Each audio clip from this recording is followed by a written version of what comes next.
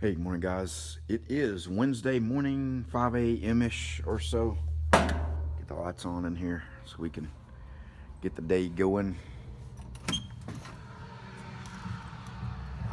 See, it's still dark out there. When it gets light here in a little bit, I got to go out to the barn and get some 3/4 inch steel. And I bought a couple of, one's a 10 inch and I think one is a 12 inch wide flat bar a long time ago for something I was going to do, and I never did do it, and it's just been sitting out there.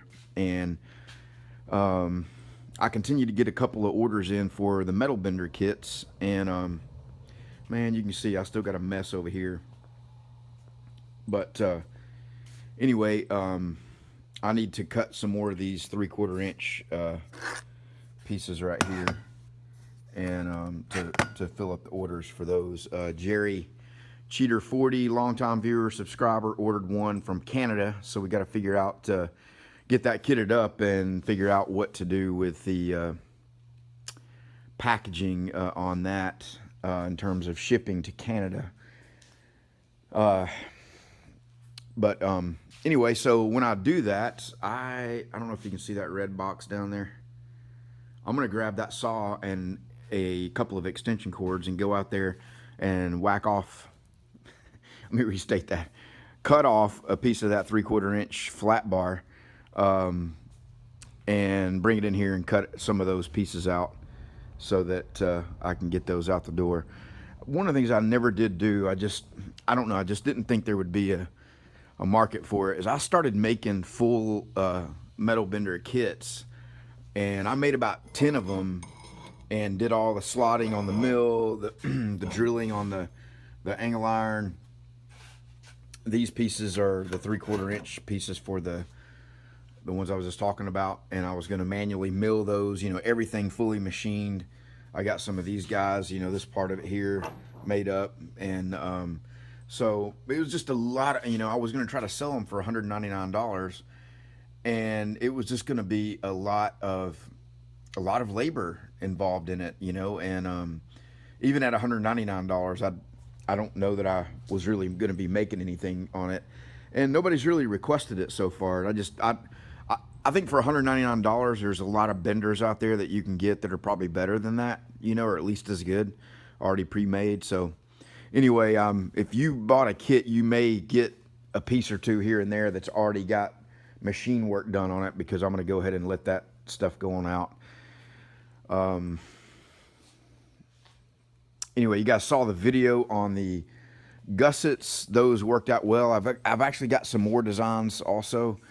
Again, shout out to Eco Mouse. I should have mentioned him in the video and I didn't do it, but he did a nice job on the CAD work for that. And if he's watching this video, I had a couple people request versions of it that have skulls in it rather than the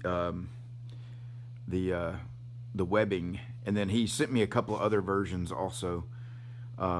This one here, I messed up in a couple of different spots welding it together. I didn't have my jig. This was the first one I welded, and it got separated out at the tab and slot there. But this one's, you can see that it fits up really nice there. Just got a cool design, and so yeah. All right, guys, I'm gonna get a few things done, respond to some comments, wait for that sun to come up, and then get out there and do that. I have to go buy steel today, so I may take you along with me on that. Somebody ordered a table kit, but they ordered the bolt together, and I've got a full kit cut out down here, but this is the weld together. You see there's no holes cut in it, so I'll just keep that one. Somebody will order a weld together one hopefully soon and ship that one out, and I got to go buy a sheet for that, so I'll cut some more of those gussets. And anyway, I'm just rambling. You can see I got, oh, let me show this for David and Tom. I did get this stuff cut out for you guys yesterday, the Cubs logo. So just to kind of give you a look, this backing plate here is going to be the candy blue, and then you've got a mid plate that'll go in front of it,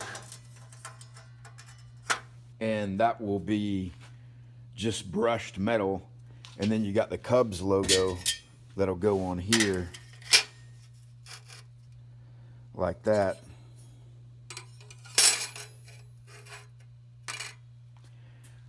And that's kind of how it'll look. So this will be brushed metal.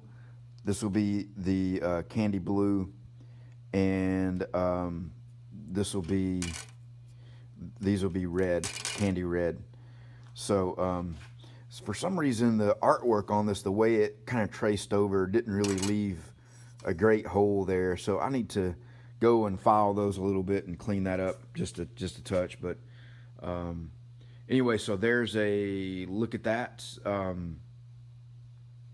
And also, I was going to show this. John Saunders, NYC CNC, made a video putting a new sign up on his video, or on his building that he milled or machined, and he used some 3M double-sided tape, and I ordered some of it online, and got that in. And then, because one of the things I want to experiment with is using that. I mean, he used that on a sign going on outside, and I've heard it's really, really good stuff. But normally when I put these together, I bolt them together, and these front pieces here, I would weld studs on the back of them and then have holes going through all the plates and then bolt it together. Well, and then if I'm making enough of it, like those cowboy stars, which I made, I don't know, 50 of those, or at least 40, I did the work in the CAD to show the bolts, you know, or to have the holes located, you know, and matched up, so that the plasma did the, you know, put the holes in it. But anyway, on this, I wanted to experiment with doing that, because doing the welding on the back of it and all, it's just a lot of extra work. And not that I'm afraid to do the work, but there's not really a reason for it if you can make all this stick together. Now, the one thing about it is getting it all aligned good, you know, because it's a one-shot deal. You get that thing stuck, and that's the good thing about it. It's not coming off.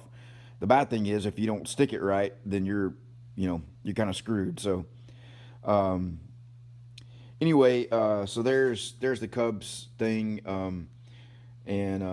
So yeah, we'll get going on that and get those painted up. I still got those Glock girl signs down there that I need to do. Those get that candy pink with the metal flake. That will be my first metal flake experiment on the metal art stuff. So it'll be fun to see how this works out. But I ended up making 3 of these things. I have a friend, former coworker in Chicago, that's a huge Cubs fan, and so I'm making one of these for Tom Noble, for David, who watches the channel, he's actually ordered a whole bunch of stuff. And then I'm going to make an extra one to send to my friend in Chicago. This is a failed experiment here. I really wanted to do this, and I spent a lot of time on it. This was going to be this octagon shaped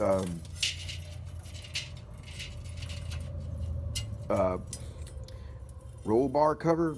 And it was supposed to sort of look like a muzzle on an AK-47, and it was gonna, I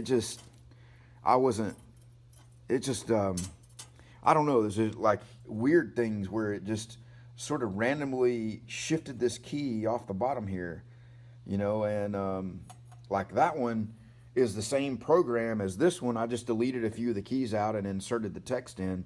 But for some reason, I don't know why it did that.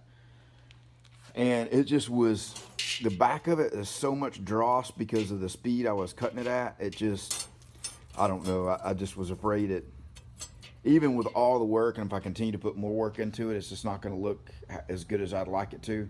And this guy's Jeep, this is, you know, Matt King's Disaster Garage. I just don't think it would do it justice. And there's just going to be some things I can't do. You know, I'll give it a try, but I got to get smarter at figuring out up front, hey, I can't do that, you know, because I got doing all the CAD work, which I did learn some things, which is not wasted time if you learn stuff. I definitely learned a few things in Fusion 360 trying to work this out, some things I hadn't done before. And so anyway, guys, I'm just rambling on here. Let me let you go. I'll bring you back later in the day if I go, or when I go to the metal store and go out there and cut that and get going with the plasma for the day. All right, guys, see you.